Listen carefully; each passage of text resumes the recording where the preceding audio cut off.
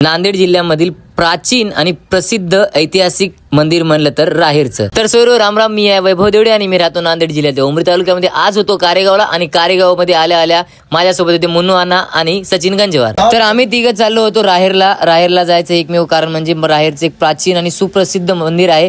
त्या मंदिराचं दर्शन घेण्यासाठी आम्ही तिघं चाललो होतो बघा राहेरला चाललो होतो। तेवढ्यामध्ये आम्हाला लागलं होतं राहेर मधलंच गोदावरी नदी आणि याच गोदावरी नदीच्या काठी नरसिंह देवाचं मंदिर सुद्धा आहे। तुम्हाला दाखवतो ब्लॉग मध्ये पाहत राहा। आणि तेवढ्यामध्येच पोहोचलो आपण डायरेक्ट राहेरला आणि पोहोचल्यानंतर देवाचं दर्शन घेण्यासाठी आपण आतमध्ये चाललो होतो मंदिराकडे। आणि सगळ्यात पहिला आपण चक्रधर स्वामी यांच्या मंदिराकडे दर्शन घेण्यासाठी चाललो होतो। मंदिराच्या आतमध्ये गेल्यानंतर महाराज काही कामं करत असताना आपण पाहतोय आणि मंदिरामध्ये गेल्यानंतर संत चक्रधर स्वामी यांचं दर्शन घेतलं। आणि या व्हिडिओच्या माध्यमातून तुम्ही पाहू शकता की प्राचीन काळातलं हे मंदिर अजूनही गोदावरी नदीच्या काठी आहे। आणि तुम्ही हे जे मंदिर दिसतं ना, तुम्हाला याला शिखराचं मंदिर म्हणतात। आणि प्राचीन काळापासून परंपरा एक चाललेली आहे, जिथे जसं की एखादी गाय जर विली तर पहिलं दूध या मंदिरामध्ये आणून टाकतात, अशी एक प्रकारची प्राचीन काळापासून परंपरा चाललेली आहे या मंदिरात। यानंतर आपण चाललो होतो नरसिंह देवाच्या मंदिराकडे। तर जुनं जे मंदिर होतं त्याचे हे दगड जे पाहता तुम्ही बघू शकता, प्राचीन काळातले मंदिर पहिलं कसे होते, आता त्याला बांधकाम वगैरे चालू आहे आणि खूपच व्यवस्थितरित्या बांधकाम चालू आहे।